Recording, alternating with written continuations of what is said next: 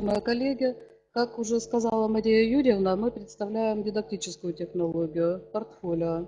Название перед вами на слайде. Мы заранее просим учесть то, что мы все-таки регион и могут быть какие-то на 3-5 минут выпадения из эфира из-за, может быть, некачественности интернета, но дай бог, чтобы этого не случилось.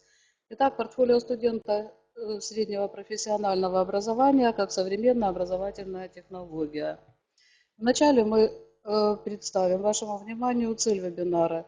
Конечно, это наше обобщение, распространение опыта использования этой технологии для именно портфолио достижений для студента в образовательном процессе СПО.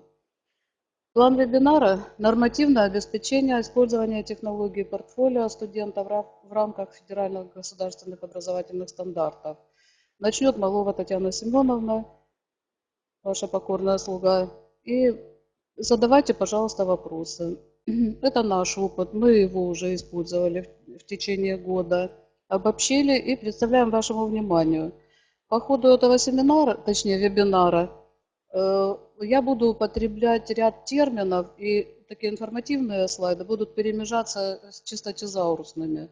Там мы в этих слайдах я буду давать определение основным терминам, которым мы будем пользоваться на этом вебинаре.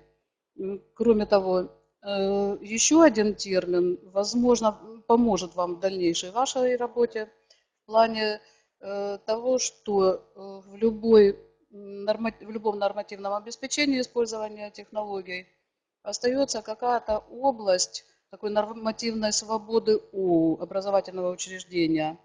Это область, в которой свою специфику как раз и отражает образовательная организация для того, чтобы любой акт, локальный акт, положение, либо это рекомендации, инструкции были наиболее точны и наиболее приемлемы для своей специфики.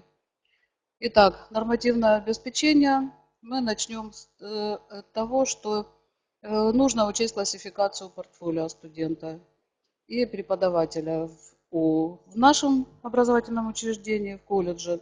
Портфолио применяется в 3 видах. Это портфолио достижений студента, портфолио студента предметный или методический, который может сформироваться по решению любого преподавателя.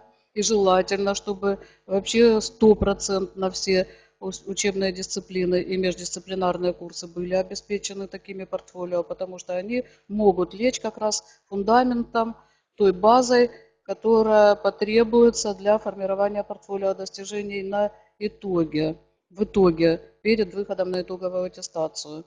И последний вид портфолио аттестующегося преподавателя. Сегодня, как вы поняли по заявленной тематике, мы будем говорить о портфолио достижений студента.